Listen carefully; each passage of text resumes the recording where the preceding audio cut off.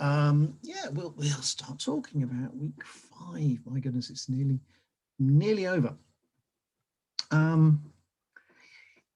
Talking about digital adoption, and this is particularly relevant at the moment when so many services and so many people have moved from having physical jobs and physical activities and going into the offices and so forth into this online world that we're in, doing a lot more online buying, a lot more online purchasing, and even before COVID, we had a situation where when was the last time you went into a bank? When was the last time you wrote a check? When was the last time your bank posted you a paper bank statement? All those things which until in kind of absolute terms until relatively recently were fairly normal things. Every month you would get a bank statement, through the post. Now it doesn't happen. I mean, I'm assuming you don't have physical bank statements and stuff like that. I don't. No. And and a lot of it's COVID is changing the way that world goes.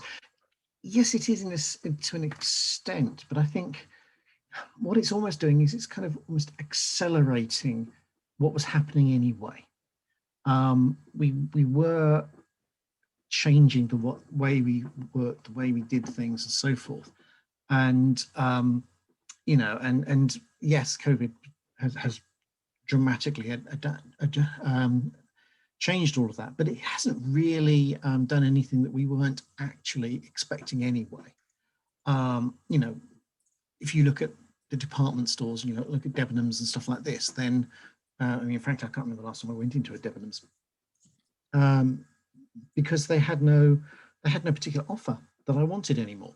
They had nothing that was worth going in there for, and I just couldn't see almost the point of a Debenhams.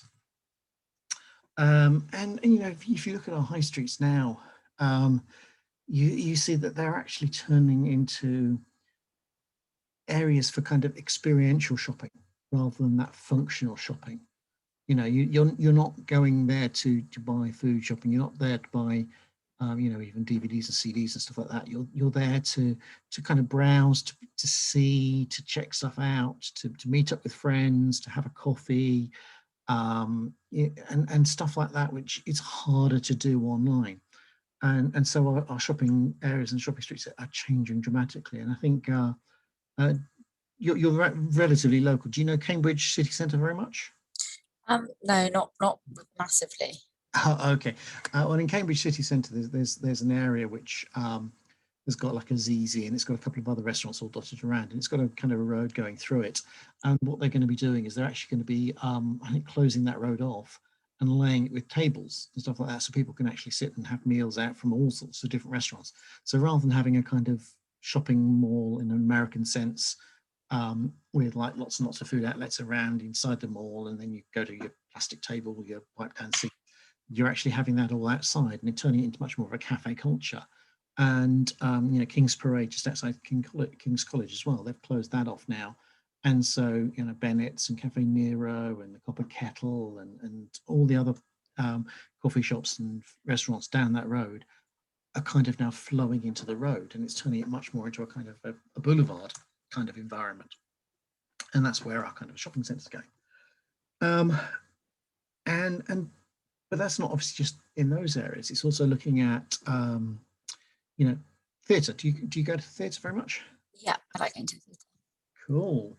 And I mean, obviously, haven't been able to go for the last year, and it's been a real nightmare for so many theatres, but a couple have actually managed to get some things going. You've heard of the Old Vic in London? Yeah. The theatre, yeah. They did some really interesting things right at the very beginning of lockdown, where they did kind of 1- and 2-man show type things, and they actually broadcast them online as live. And they're fun. Did you actually see any of those? No, but there was a production of Romeo and Juliet that was broadcast live. I think maybe from the National Theatre. That was the Can't remember National what. Theatre one. Yeah. We saw two from the Old Vic. We saw one with Matt Smith in it, and Claire Foy. Yeah. Breathe, I think that was called.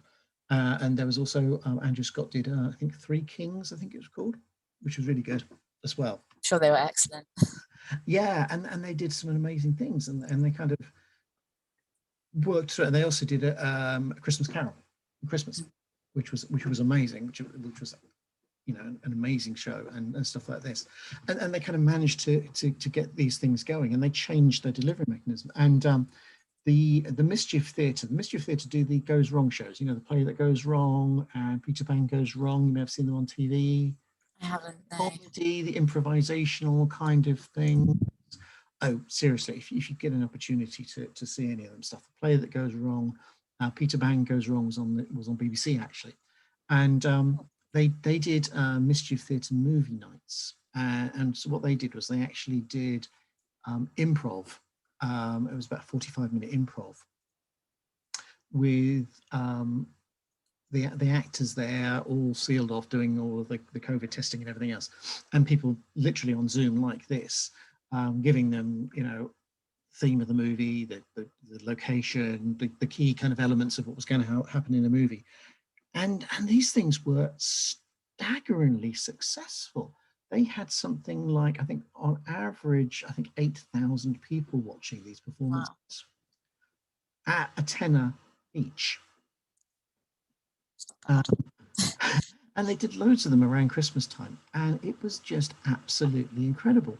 And obviously there was costs of delivery online and so forth, but you know, if you're sort of like doing the maths, you could see that those things were amazing. And obviously the National Theatre, you know, right at the very, very beginning, this time last year, I'm sure you saw some of the NT Live performances on YouTube. They did One Man, Two Governors, James Corden. They did a whole range of other things. And they were getting like 250,000 views on some of these things. And so they were really dramatically changing the way that they worked. And, you know, but NT, as you said, NT Live, for example, they've been doing that kind of stuff for many years now. I think it's about nearly 10 years they've been doing stuff in cinemas. So people can say, rather than having to travel all the way down to London, you know, all the expensive trains and then meals and then tickets. Have you watched a lot of NT Live at the cinema, have you? No, I haven't, but I'm familiar with the concept. Yeah, and they did the Benedict Cumberbatch Hamlet, or the Cumber Hamlet as it was called, from the Barbican. And they had over 250,000 people watching that as live. Which, you know, considering that the theatre it should have been in was about 750 seats of theatre, you know, that's just like phenomenal. That's like 300-400 extra performances that they managed to essentially fill for the one performance. So they're changing the way that they were actually delivering their services. You know, and the cinema chains have been doing the same. You know, they've been putting stuff online. There was a big backlash from a lot of the actual chains, cinema chains themselves, because the film distributors were putting it online, and the cinema chain said, "Well, hang on a minute, you know, if you do that, what are we going to show when lockdown finishes?" You know, and certainly this week, I think if you look at the cinema releases, a lot of it is kind of really, quite dross, because it's just not something which is exciting, because everything which has been, you know, really exciting and kind of hyped up has already gone online. It's gone on through Disney Plus, or it's gone on through Amazon, or it's gone through Netflix, or whatever.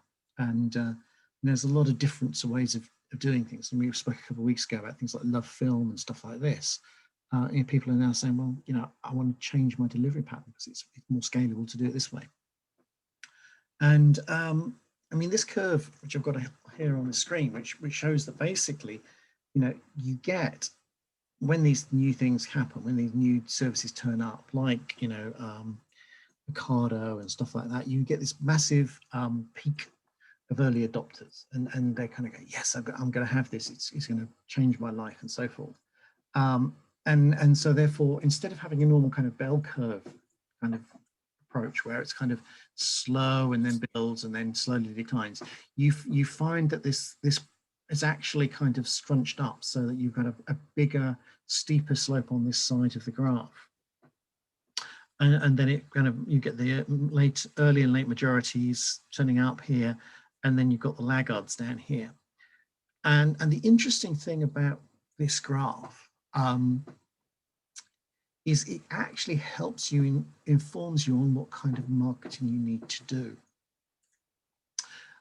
Because in this early stage here, this early adopters and innovators stage, you're having to do a lot of what I would classify as educative marketing.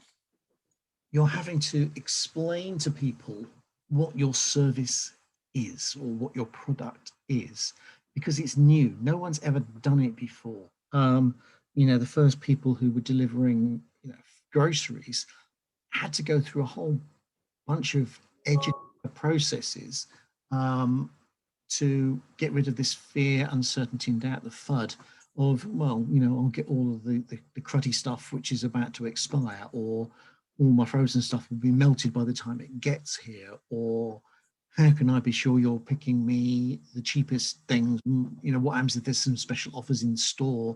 Am I going to miss out? Am I going to get charged more for this stuff?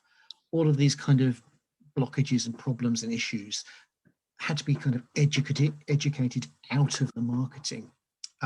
So you had to have this kind of educative stuff along here. And in this area here, once kind of like the majority of people are accepting it, and so you're in the early majority and the late majority, you're actually starting to get into the kind of the competitive side. So you're saying we're better than other people. So this is the real kind of classic marketing, buy our service, brand switching kind of services. Those kind of areas to say we're as good as Aldi, we're as good as Ocado, we're better than Tesco's, and so on and so forth. So it's that brand switching kind of stuff, because most people are now taking a service, and so therefore instead of having to kind of haul in new customers and grab new customers and educate new customers, you're having to say, well, okay, yeah, but you've been a Sainsbury's customer, but actual fact, Ocado is better, or whatever it happens to be. And you can see this happening now. I mean, there's some radio adverts for Ocado I just heard today, which actually had Hugh Laurie on them, which massively expensive. God, can you imagine how much money Hugh Laurie charges to be on a radio advert? Talking about the advantages of Ocado compared to other places, because it comes from a warehouse, so you haven't got it, you know, being unpacked from one crate onto a shelf and then taken off that shelf and put into a bag. It's kind of the freshest it's been, and all this kind of stuff. And this is all about the brand switching and the brand maintenance and so forth. So you can see how we've now moved into this kind of area of the position here.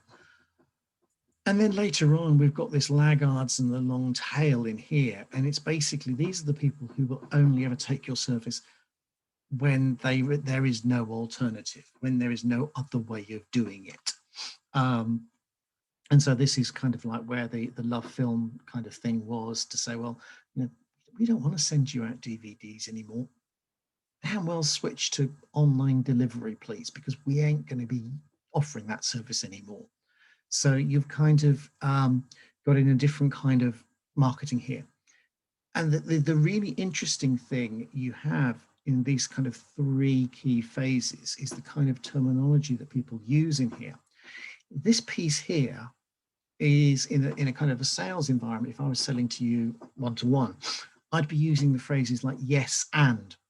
Yes, I can do this, and also I can do these other things for you. I can do that. Yeah, sure. I can take over doing your weekly shop, and I can also make sure you get this, and I can make sure you do this, and I can take away your carry bags, and I can do this. So it's a lot of yes and in here, because what you're trying to do is you're trying to convince people, and you're trying to get them going on your service. And so that's the educative stuff. In this area here, you're moving into the phrases kind of yes, because. Yes, we're brilliant because we can do these things, because we avoid having it on the supermarket shelves. They come straight from the warehouse and straight to your door. Yes, we can do these things because blah, blah, blah, blah, blah. Yes, we can do this because.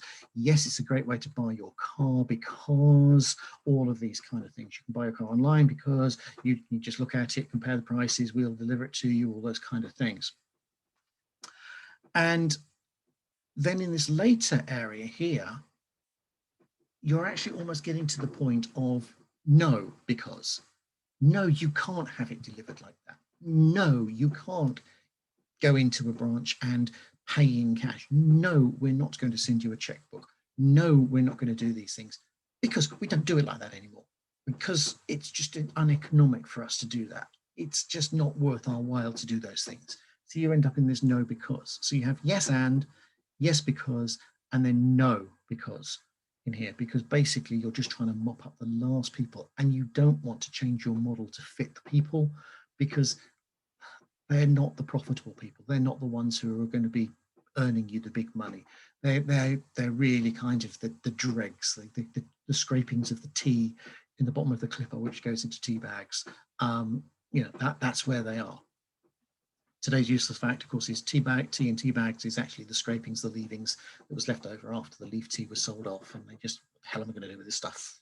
I'll put it into little bags of muslin, and then people can make that tea out of that for the people who can't afford proper tea.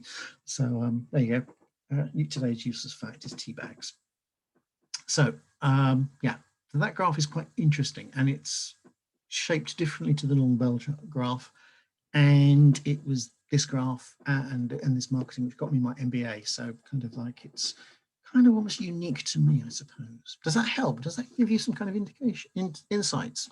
Yeah, no, that does. I guess, can you relate this graph to also, the product life cycle as well? So, with the laggards, you're going to have the products that are sort of at the end of their end of their life cycle as well. So you don't want to try and change them then.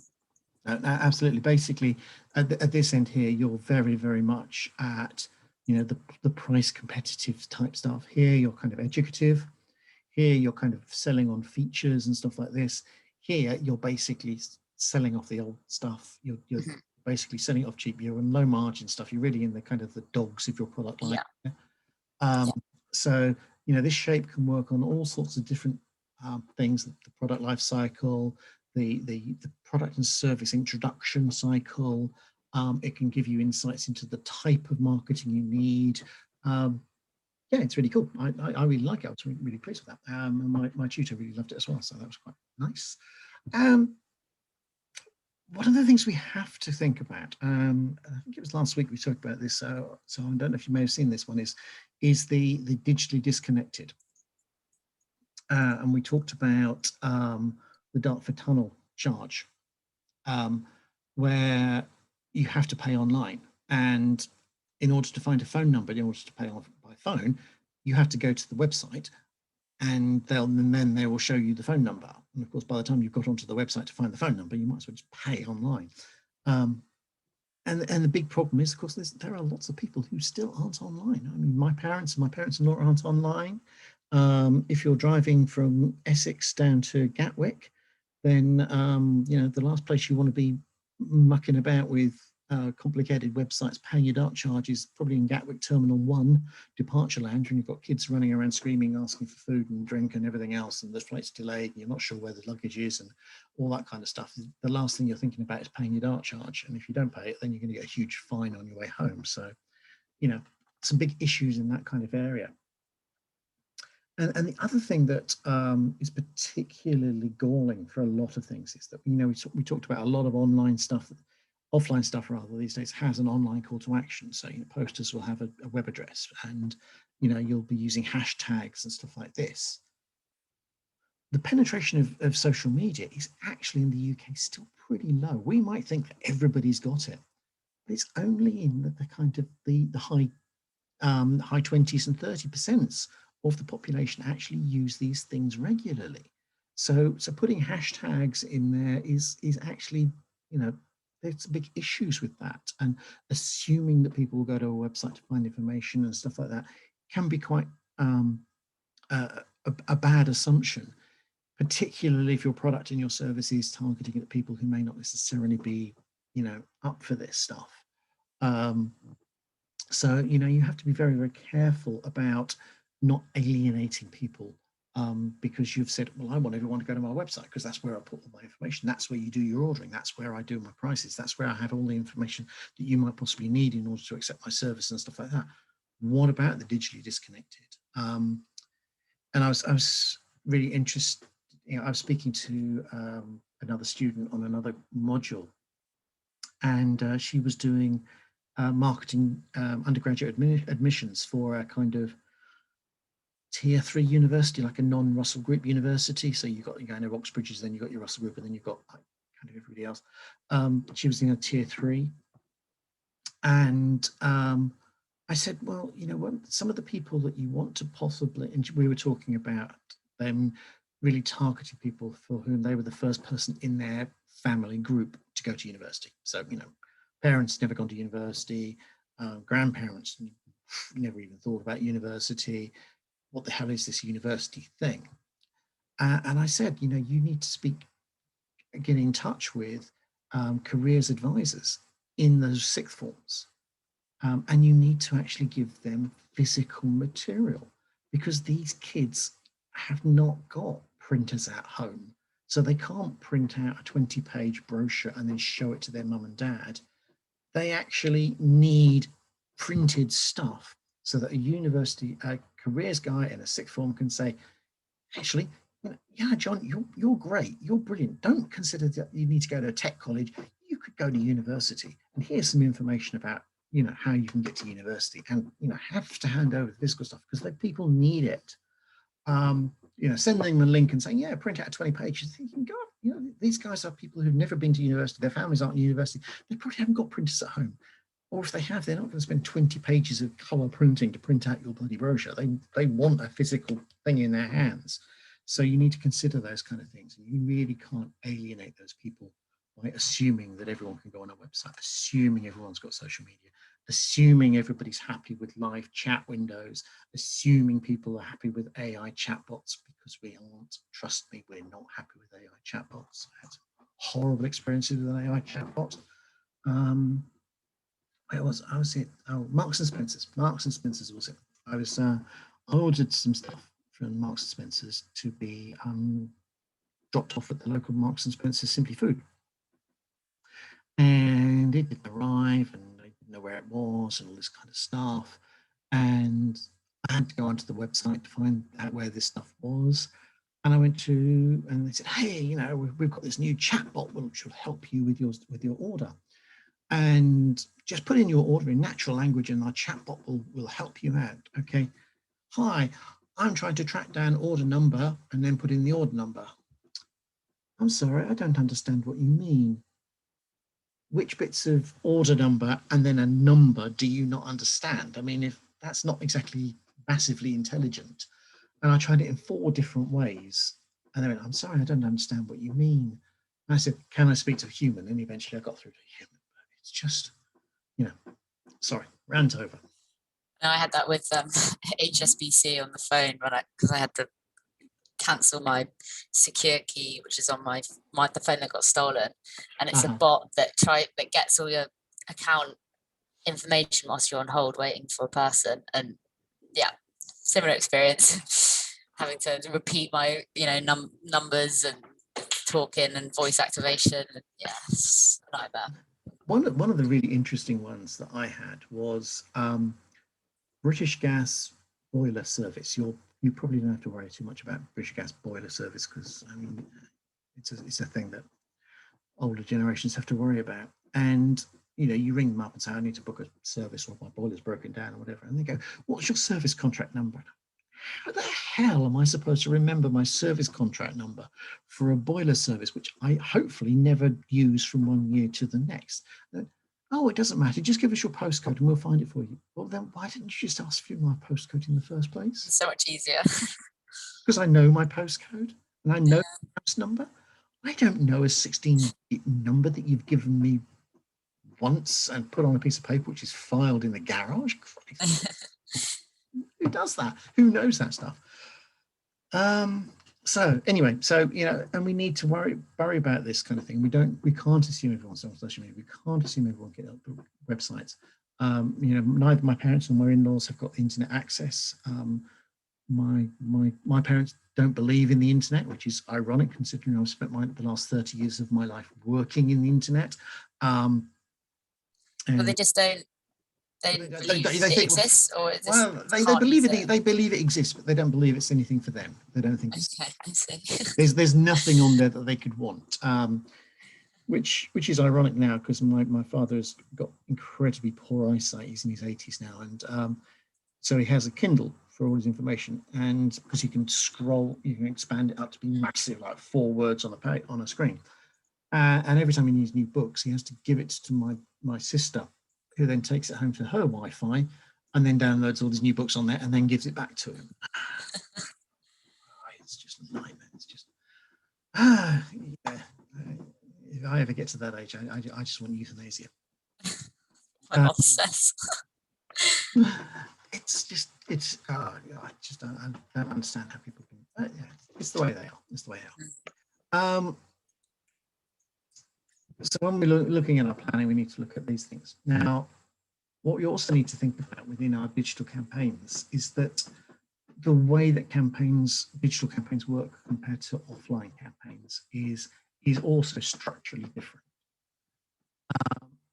Take, for example, TV adverts. Now, I'm of the generation where I know TV adverts in the 70s, and I'm sure you're of the generation which doesn't know TV adverts in the 70s.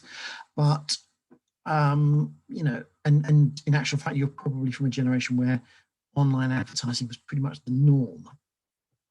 But for the older generations, we had TV adverts, we had, you know, things for Bird's Eye Peas, and we had some adverts for Cadbury's Crunchies, which chocolate bars. Thank Crunchy, it's Friday was the punchline for the Crunchy adverts. Fresh and from the gardeners, where the pod went pop or something like that was the Bird's Eye Peas one. Captain Birdseye still does ads on the TV. I think so. Yeah, absolutely. But the thing with those kind of adverts, and also adverts which are, you know, in the press and stuff like this, you needed endless repetition of an advert in order to get it into people's heads. You needed kind of, you know, it's Patsy Kensit, would you believe, who used to do the Bird's Eye Peas one when she was about 8 or 9. It was ridiculous.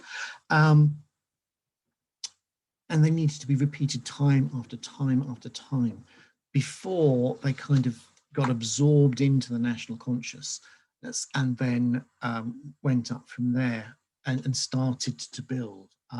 Bird's Eye were famous for this stuff. They had huge numbers of adverts for this kind of stuff. They had ones for Bird's Eye beef burgers, which I don't think even exist anymore, where there's a whole bunch of guys singing in the back of a van about what they're going to have for tea that day and stuff like this. It's all kind of very, very peculiar. And are you too young to remember cigarette advertising on billboards? Might just be, yeah. Yeah. Yeah.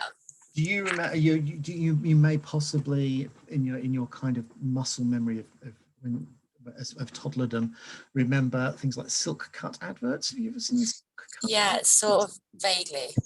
Yeah, vaguely. And when they basically, you know, billboards by building sites and stuff like this, and you know, silk cut ones were famously weird in that they would actually literally have just a blank sheet of white with a purple slash across it, as if it was kind of cut in through silk, and then you saw the purple underneath, which was the color of silk cut and stuff like this.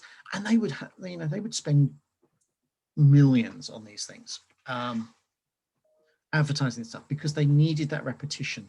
They needed it to be there. They needed it to be continually visible, because they needed to build up through this process and go along this pipeline until they got to this area where basically you thought of cigarettes, you know, particularly for women bought silk cut.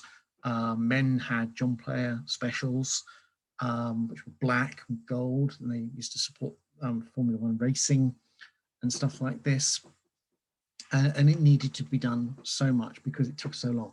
Nowadays, this lag is incredibly small that we have here.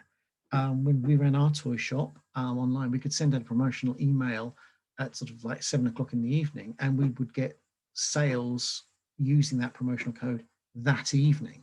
You know, we would get sales within an hour or within an hour or two from that promotion.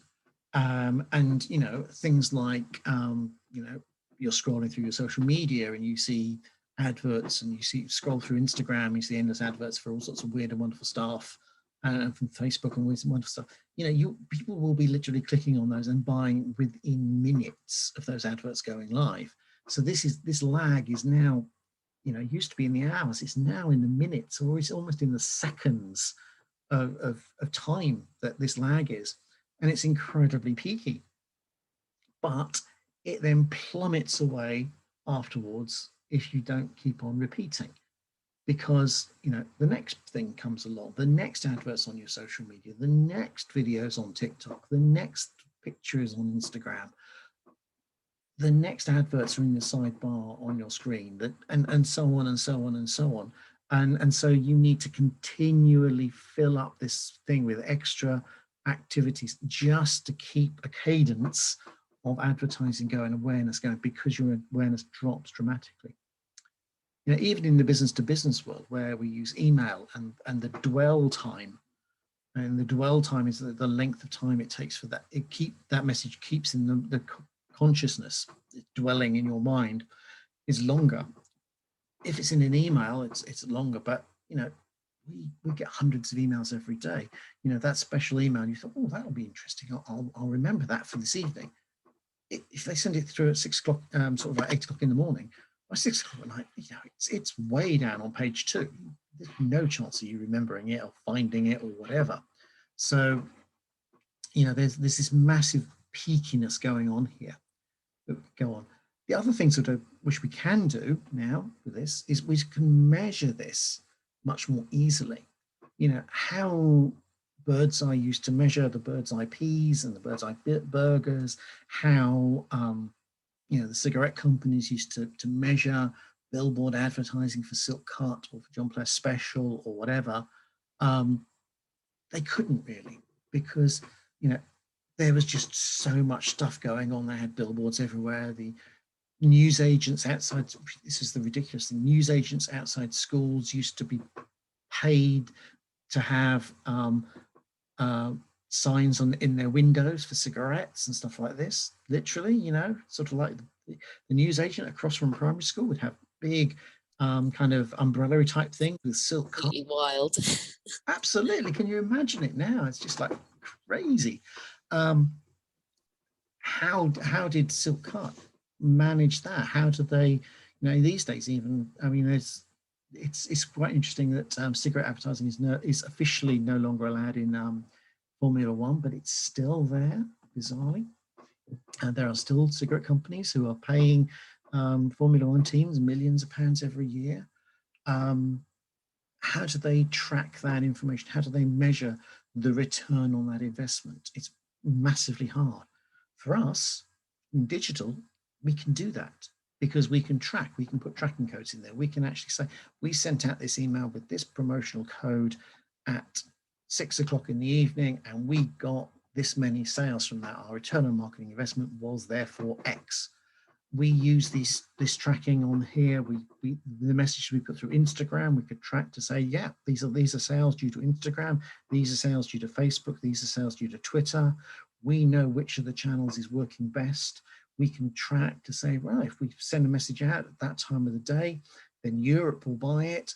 But States, we need to send it out at a different time because the people aren't in a buying mode until later on in the day. We can do so much tracking and so much measuring now. That it's quite scary what we can do, but we need to therefore adapt how we do things. And as I said last week, we can't shuffle marketing under the carpet of brand awareness. Or how much did you spend on that campaign? Oh, we spent 10,000 on that campaign. What did we return on it? Well, it increased our brand awareness. We went to that conference, we went to that show, and it improved our brand awareness. More people will know of us. How do you measure that? We gave out some stress balls. Do you do any of that kind of physical conferencey type stuff? I think we used to, obviously, before the pandemic. Yeah. We do a lot of virtual events and virtual shows. Yeah. I don't know how much of it is giving out promotional materials, but because we normally have a speaker or speaking at them. But yeah, I don't know how much they work really. Yeah, it's really interesting because one of my jobs at the moment is selling the sponsorship services for our big conference, which is happening in, oh my God, 5 weeks time. God, that's going to be a nightmare. Yeah, in 5 weeks time, we've got our big annual conference. We usually have 800 people turning up to this thing. It's an international conference. And I usually sell the sponsorship for this. And I usually try and bring in about €250,000 of sponsorship for this event. And that's all kind of booths and stuff like this. And Yeah. Google will pay me €25,000 for a booth so that they'll have 6 people standing there handing out T-shirts and Yeah. stuff like this. This year, of course, we can't do that. It's fully online. And so we've got to change our product that we're offering. A lot more webinars, a lot more interactive stuff, a lot more stuff which they can easily track. So, people are downloading fact sheets from them. They can actually track to say, oh, yeah, based on this €6,000 that we're spending on this, we got 25 product downloads. We had meetings. We had, it's great. But it's a nightmare for me because I'm having to try and justify the return on investment to these guys. So yeah, we did an event with the FT, and it was in about October, and it was a bit of a disaster. So they gave us a free round table opportunity that we did, which was run much better. And we got, it all depends on how many registrations, and then obviously then what we do with all that information. But yeah. It's been interesting. We've also found we're just doing an event series at the moment that we're hosting, and it's tough to get over 25-30% attendance rates from the registrations. People just they can't do it anymore. No? People over Zoom, they just hate that. We've just found that they like the people who turn up are really, we've had really good feedback, but getting people to turn up and register and stuff has just been really difficult. Yeah. What we're doing this time around is all of the tier 1 sponsors, the big sponsors, they're getting 2-minute intro videos, when you're sitting there waiting for a Zoom conference to start and everything else. The tier 1s are actually getting 2 minutes of, hey, welcome to TNC. We're really glad to see you and all this kind of stuff. Come to our virtual booth to find out more information. So we're having to kind of do all of those things just to try and get some traffic to them, because otherwise, in 7 weeks' time, they're going to be coming to me and going, right, okay, Carl, I spent X thousands of pounds. What do I get in return for my X thousands of pounds? Yeah, it's tricky. Yes, I'm hoping go well. But then, how do they? What do they get from? It's so much easier to track what they get virtually compared to in person. So would they say that to an in-person event? Probably not, because they've got the sales team there to. Absolutely. This is the thing that at that physical one. Oh yeah, we collected 200 business cards in our kind of fishbowl in return for T-shirts, because we're in a techie environment. So basically, all the techies go to these conferences in order to stock up for their new wardrobe for the next 12 months. And you think I'm joking? There, I'm not. That is what they do. They will grab all this kind of stuff. Oh yeah, we handed out 300 T-shirts and 600 stress balls. Great. You're trying to sell 150, 200,000 euro cloud service contracts. You really think the quality of your T-shirt or the squishiness of your stress ball is going to make a difference on those deals? Yeah, it's not. So it's all changing. It's why we have to adapt. This is why what we have to do to recognize the new model, the new modes of working. And we have to go around in this loop. And I've got 2 different models here, which show basically the same thing. Where basically we have to do something, we have to measure it, we have to monitor it, and then we actually have to, and this is the bit we never do because we never have time, because we're so busy getting the next thing out, getting the next thing out of the door, this reflection and changing.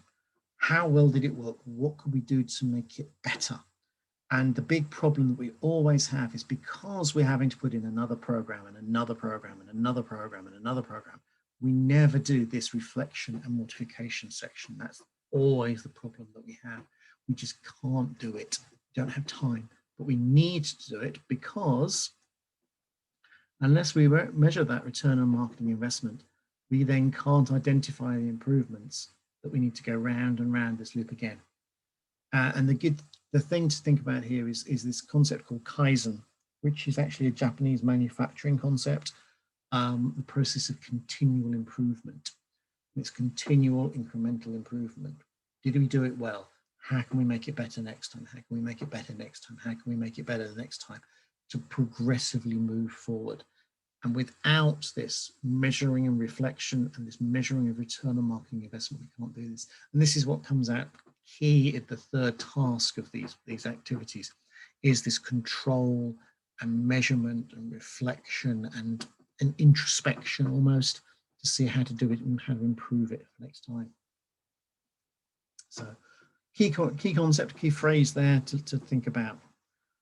And of course, when we have to do this measuring here and this return on marketing investment, we have to look at the good old sales funnels. And we have to look at these in terms of, and the way that I like to see it is this transition between the phases. So moving from unaware, who the hell are you? I have no idea your name, from Adam, what the hell do you do? To, oh, that's you, this awareness thing. That's a key transition from unaware to aware. And you measure that by number of people who click onto the website, the number of people who click on a video on YouTube, who pause on an Instagram advert, because now they can actually track not just you watching it, but you slowing your scrolling, and so it actually stops your scrolling. Oh, right, okay, that's important. They're doing something now. They can track these things.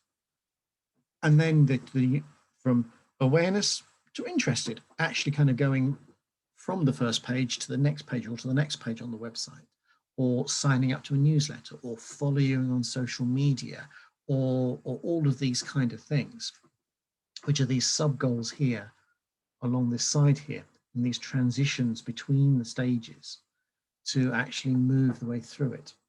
And the other thing that we have to think about in terms of the way that digital is working is that quite often desire and action are, AIDA model was invented way before digital was really even a thing. And we need to recognize that when we're actually using these models within the assignments and when we're using them within our real lives. Because if you're in a business-to-business world and the actual deal is completed, the deal is signed, the deal is done by an account manager going to a director and talking and shaking hands and saying, I'll get my little people to deal with your little people about the contract, the face-to-face stuff. Then this action thing is physical. It's face-to-face. It's not part of the digital process. And so in actual fact, there's a break point there. We say, right, digital marketing and the marketing in general works to that level. Yeah, I want to have a meeting. I want to get you to give me a quote, that kind of stuff. And the action piece can be physical. And so therefore we don't have to worry about that. We say, okay, we have handed you, Mr. Account Manager, a nicely gift wrapped package of a customer who's done this, who's read these things, who's downloaded this stuff, who's asked for the specific thing. It's in the CRM system. Off you go. Do it. Do your job. Do your thing. We've done our job. You do your job. And then you may come back and say, oh, we need more information. We need to find out more, these kind of things about customer. Great, fantastic feedback. We will change our system so that when they fill in a form to say we want an account manager, we'll ask those questions and we'll get those tick boxes ticked and so forth. But, essentially it's handed off. But equally, in some parts of the digital world, desire and action can be merged and can be scrunched together. If you're on wish.com, have you been on Wish? Have you ever bought anything from Wish? No. Wish is basically cross a jumble sale with eBay and you've got Wish. It's usually the cheap, really cheap stuff. Almost invariably it is coming from China direct, and it is almost invariably kind of the low-end quality stuff. So, if you get a USB battery charger pack from Wish, then it'll actually be the grade 3 virtually reject battery cells in it. It'll be put together by blind North Korean orphans and stuff. It's awful stuff. But it's cheap. You know, it's novelty hats and all that kind of, you know, stuff that you'd wear on a hen night or a stag night or something like that. And you know it's going to fall apart before you've got through your 5th tequila, but you don't care because it's only cost you £1. You know, Yeah. kind of, but the key thing with people like that, and to an extent Amazon, and to an extent eBay, is that the desire and the action are close together. They are, you know, it's the one-click buying on Amazon. It's the wish. Oh, look, that's fun. You know, John's having a stag do next week. I'll buy him one of them kind of things. You know, because it'll be a laugh, and it's only cost me a couple of quid. And if it's rubbish, then hell, it's only a couple of quid. But the desire and action are scrunched together in one thing, and digital does this. And some businesses and some environments have that kind of scrunching together. And our role in marketing those ones is to merge these two, is to reduce the step change, reduce the friction between these two things here. You know, you've bought tickets online, I'm sure, for the theatre, and you will know that theatre websites are the worst websites in the world. Yes. Buying. Yep. You go onto this website and you go to a theatre website, you know, each theatre website you will go to maybe once or twice a year, you know, pretty much. And you'll have had a compulsory registration process with a password that you've clearly forgotten because you've used it once or twice in the year.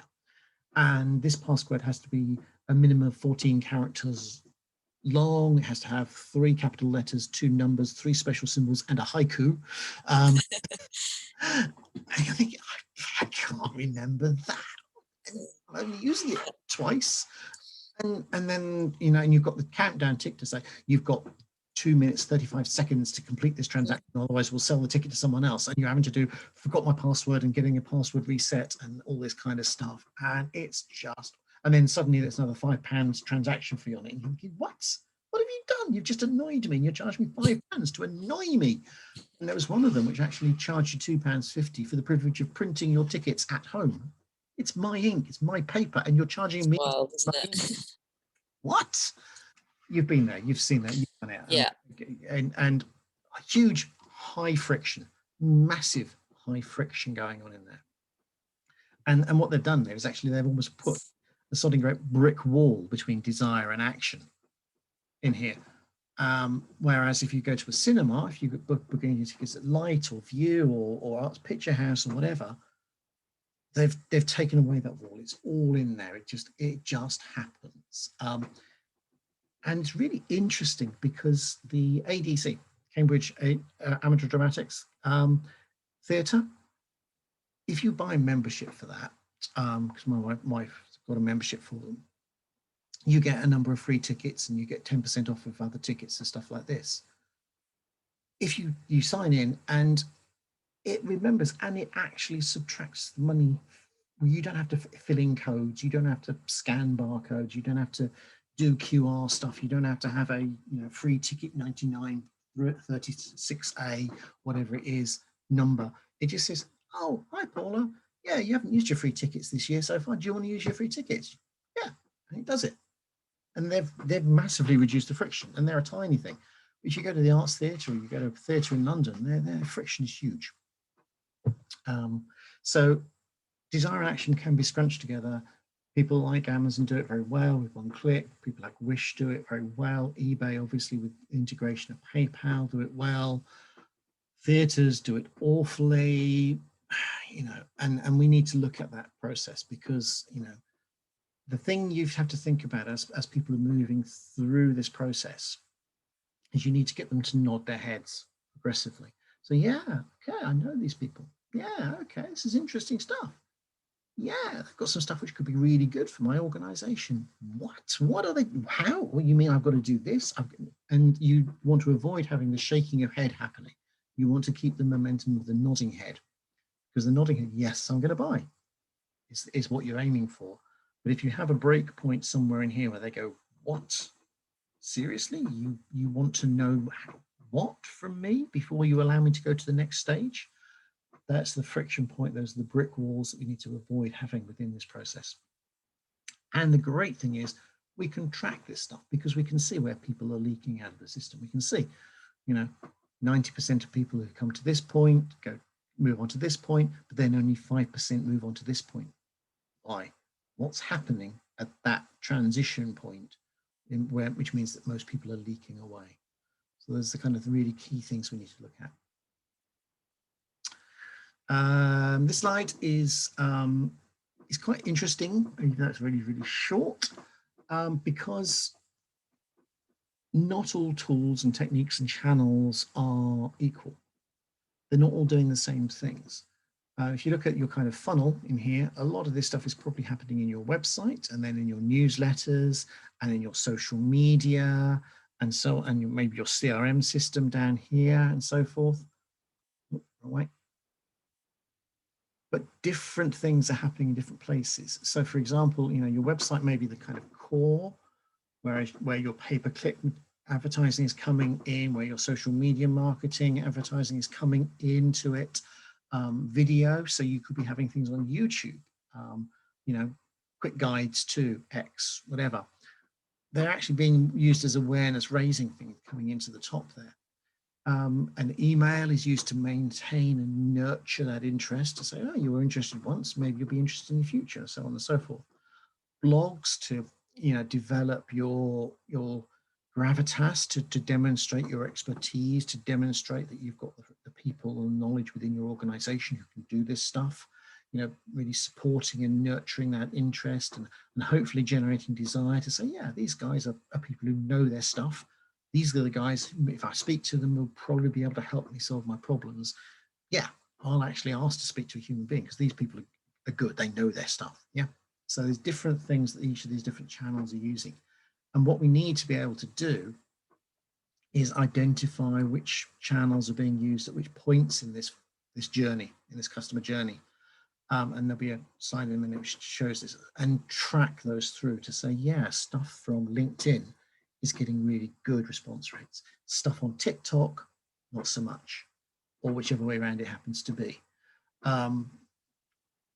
Yeah, pay-per-click is working for these things, but not for those things. We've got blockages here, and we're seeing blockages turning up here because we're getting so many abandonments. We're not getting that kind of transition through the funnel that we would expect from those things. So we can track these things and we can identify what of our channels, what of our modes of working is working best. It's really important to do this. And of course, that helps us with the tracking of them and attribution. And attribution is an absolute nightmare, particularly in the business-to-business world, in the large high-value contract world. It's massively difficult because there are so many interactions which go to build that sale, to build that contract. Wish, Amazon, eBay, places like that, they don't have to worry too much about this complicated attribution because they say, we put that advert in the middle of an Instagram feed and we got X number of sales. They've got a really short journey.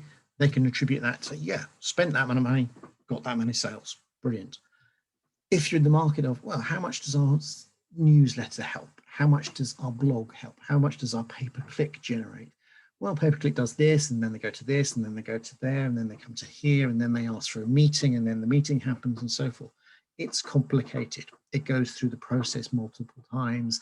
There's all sorts of loops and diversions and dead ends and all sorts of stuff going on. So attribution is incredibly difficult.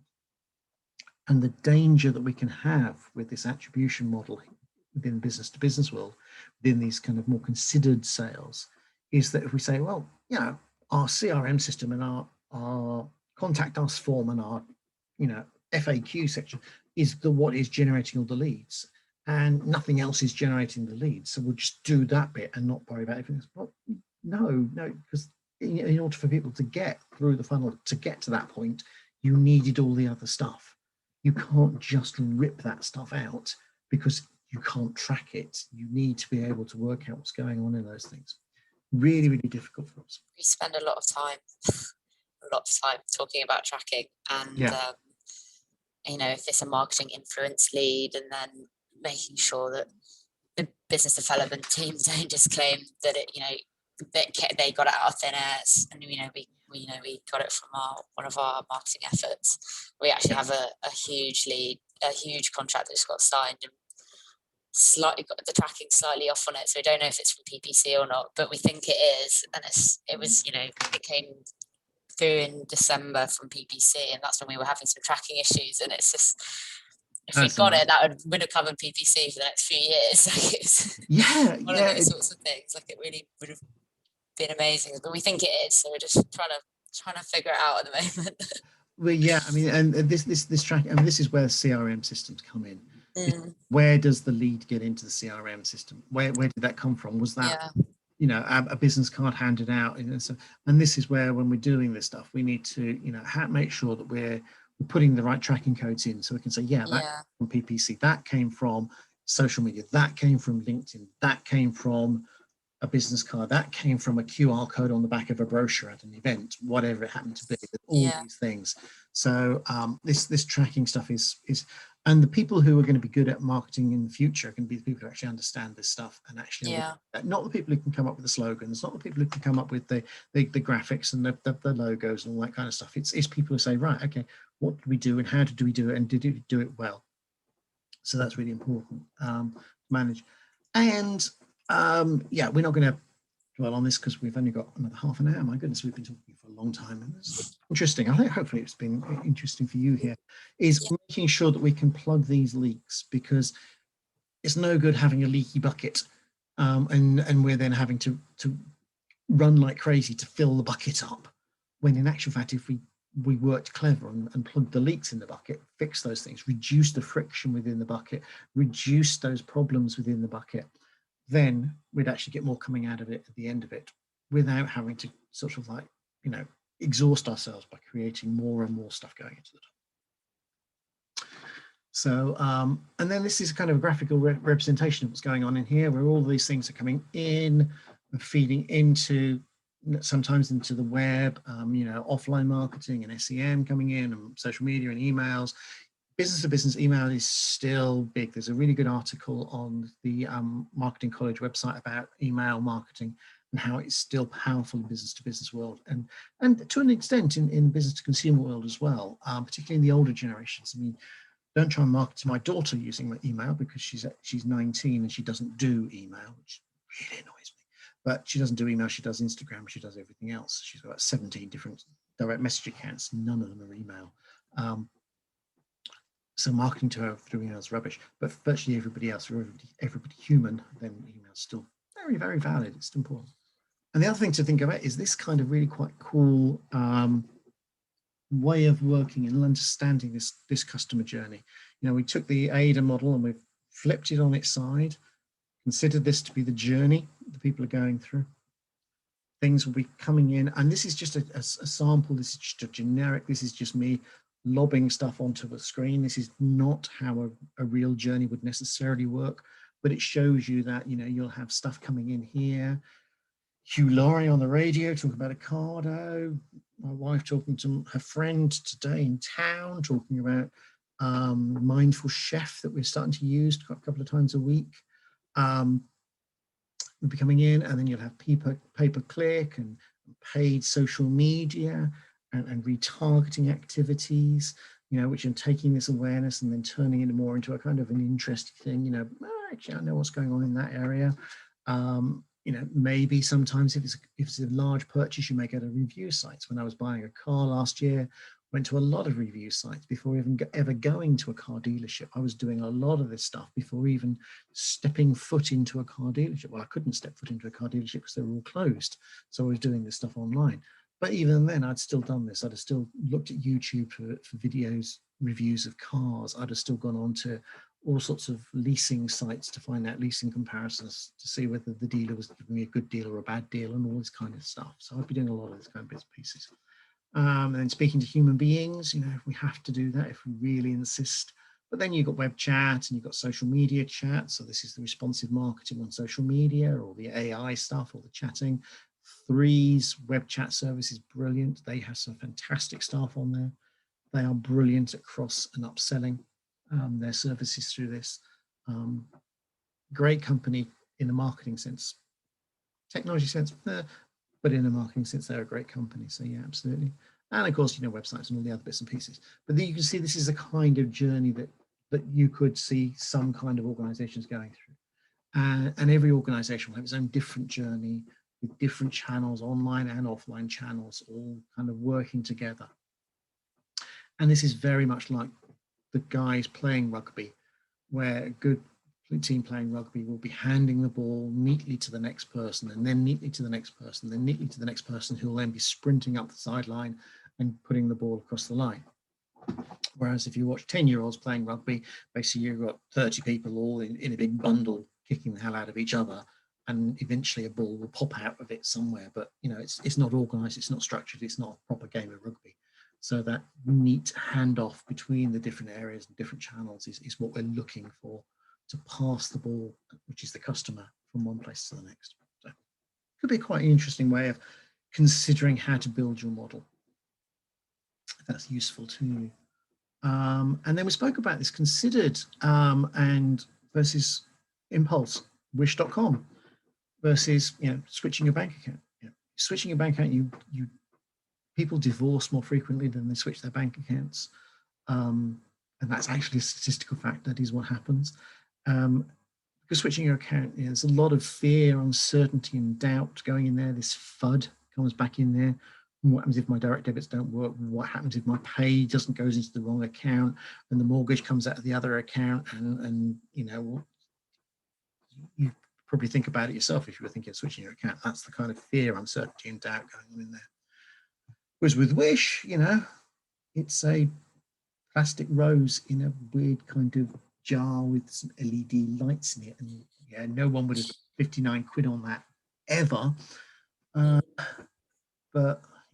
I'm not entirely sure somebody would spend £9 on it, but you never know, whatever.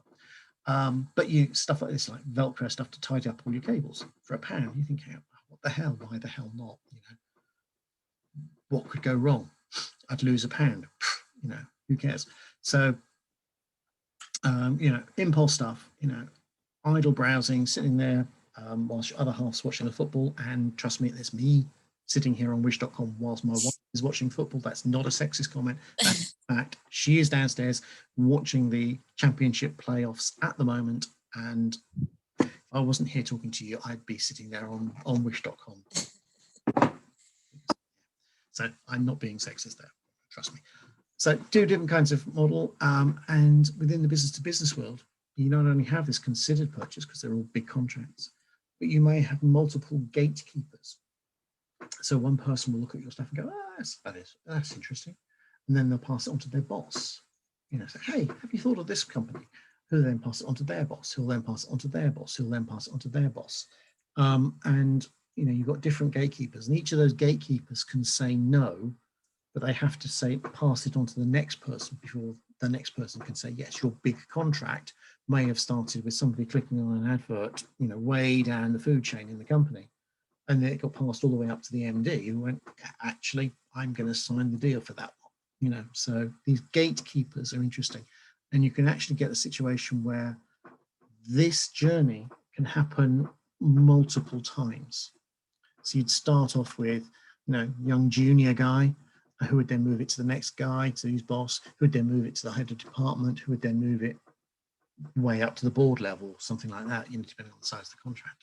So you can have multiple iterations of this, each of which will need different kinds of information. The techie guy will be wanting, can this solve my problem and get me out of the office before I have to do overtime? The guy at the top will be going, will this save my company millions of pounds? So different information at different channel parts of the journey. So we won't necessarily about this. This is basically repeated that one here, trying to get this impulse remarketing and getting people coming along, farming those customers. And this is what remarketing is all about. Remarketing is about farming your existing customer base. Retargeting is about keeping them. And this is where you've gone to a website, and then when you go off somewhere else, if you go to the Guardian website or whatever, you'll then see adverts for things you've been browsing on, turning up inside your social media, stuff like that. You've seen these things happening.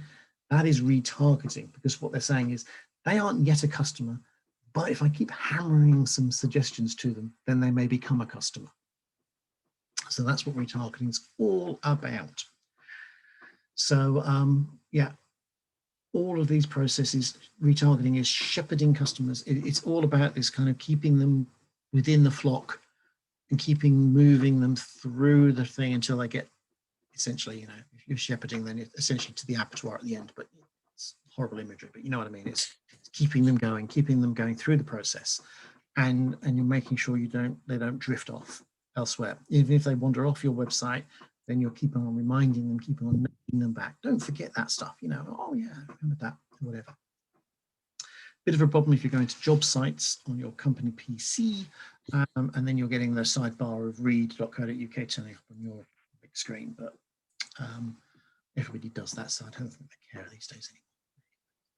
So it's all about this drip feed, awareness, continual nudges, continual reminders, and social media is an ideal thing for this. And this is the scary stuff that we see now, that when you're talking about stuff, just in your family, and then you'll see adverts for it turning up, and you think, how the hell is this happening? It's all about continually finding information about you, managing that information, and bringing it back. Other techniques which are used in this area is if that, then this, IFTTT, which you'll sometimes see as a kind of home automation kind of concept, but it works within marketing as well, because they'll say, people who bought these things, or people who looked at those things, also bought these things, or were also interested in these things. You've looked at that, you've looked at X, so you might also be interested in Y, because we know statistically there's a link between people who look for X and who buy Y. So you'll see a lot of this IFTTT coming into a lot of this marketing activity. People who like this also bought this, and you'll see it on Amazon. People who search for this product also search for these other products underneath. That's what they're doing all of the time, and they're amassing data and using your data as a kind of like in a bucket to continually improve their knowledge of people like you. They are looking to market self-similar things to self-similar people, and people like Amazon and eBay and Netflix, people who watch this program also enjoyed watching this program, have got such large customer numbers that they can actually get these statistical linkages out. Whereas if you're a small company with a couple of hundred customers, you haven't got that massive numbers. You haven't got the law of big numbers to enable you to get those kind of statistical links out. It's really interesting. GE about 5-6 years ago ran an advert, a bizarre advert on TV about how they were using the law of these big numbers to find new uses for their products and services. You end up with people using washing machines as ice cream makers in India or something weird, I'm not sure. And they were showing, hey guys, if you've got lots of big data, then you can find that information and you can do all sorts of cool things with it. And this is exactly what people are doing in this environment here. So it's really, really interesting stuff that can be done. I'm guessing you probably don't do much in the way of remarketing and retargeting yet, do you? We actually do. Do you? Oh, cool. Yeah, we run some retargeting campaigns on LinkedIn, and also on PPC. So fantastic. Do you find a bit? I mean, it's early stages. So in EMEA, we've only just sort of in the last few months started it, but the global team have been doing it for a little bit longer. Because we have quite, people do drop off on our website because it used to be a really bad website, but it is better now, so it's much easier to use now. But it was a disaster. So, but yeah, I think it's quite important, actually. Yeah. I think it's what we have to do with this stuff is to remember that there's almost this kind of I think we might have spoken about this half-life of interest. Yeah. Where you can't keep on pushing it for too much, for too long, because otherwise you just start annoying customers.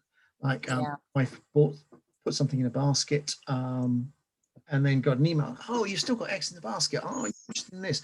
One, okay, fair enough. Two, starting to get annoying. Three, stop stalking me and go away, you creepy widow. You know, so we have to be wary of this, and we need to make sure that we kind of make sure that half-life of these retargeting things is the right length, and that's a part of this learning, part of this Kaizen continual approach, to say, okay, guys, we stop after 3 or 4, because at that point the return on investment after 3 or 4 is so small that all we're doing is annoying people, or whatever it happens to be. And it may be different in different environments. You know, if it's one of these considered systems, it may be existing customers, then you may be able to stretch it a little bit longer. If it's, you know, more impulsive, then you may need to, you know, admit defeat quicker, kind of thing. So we're actually redoing some nurture emails at the moment, and I had a discussion just today, and I was saying we're not, you know, the campaign itself shouldn't be more than 3 emails long, because, you know, if they haven't opened the email by the 3rd email, are they going to open the 4th one? Yeah, probably not. Absolutely perfect, bang on, absolutely bang on. This is absolutely the key to think about, and it's all about this, you know, tracking it through and keeping an idea. And this is where we get into this kind of engagement type approach, and this is where, in Marks and Spencer's, you know, they've identified who I am. I'm an avocado eater. I have deli products. I'm a man, so I have people with wearing jumpers being all manly, and I spend a bit of money in their food hall. So I get useful ideas, I get useful things. Personalization, particularly in emails, is not just about first name, last name. It's all about, hi Carl, you're interested in jumpers and shirts and manly stuff and avocados. I'm a modern man and I do avocado. So here are things about these. My daughter would get other stuff. My wife would get slightly different stuff again. And it's actually a personalization and engagement really at the content inside the email, not just dear first name, last name kind of personalization. That's not personalization. That's just, you know, mail merging. Mail merging is not personalization. So really important, and particularly in your field, you know, if you've got different areas of business lines, making sure that people are getting the right information. Yes, with the links to the cross and upselling kind of links in there as well, but making sure that initially the email is useful and relevant to them, to engage them. Otherwise, they will just see it as pointless spam to be hoiked away and ignored. And you know, the last thing you want is them to drop it into junk or into spam, because from then on, none of your emails will get through to them ever again. So you need to be very careful about that. So yeah, your comment about guys after 3 they ain't interested, kill it, is totally valid. So someone from the US sent through an eight email like campaign, and I was like, we're not. That is ridiculous. 8. That is ridiculous. It's too many emails. Who signed off on this? Yeah, it's an absolute nightmare. Absolutely. I was like, we'll take the first 3, and then you know, that'll do. And make sure the calls to action are there and at the end of 3. And if they're not interested after 3, then they ain't. You're not going to make them more interested. Also, a lot of what we do is send white papers or ebooks and stuff. And there's only, you know, if they haven't got time to read white papers or ebooks, they're not. Yeah, there's only so many we have as well. Indeed. If they haven't read it the first time, they probably won't the second time. This is the thing. Absolutely, we need to learn to give up sometimes, and that's crucial, because otherwise we just annoy them and they'll never come back later. You know, in 3-6 months' time, when they may actually be interested in our services, because all of our stuff will be going to their junk and their spam folders, which is, you know, not a good place for it to go. Anyway, so we have covered everything that I was planning on covering this week. Obviously, it's a bit shorter because, you know, we haven't had everybody here, but has it been useful? I'm really sorry that it's been nervous. It's okay. It's been good. Good stuff. Good stuff. Excellent. Excellent. Well, hopefully we shall get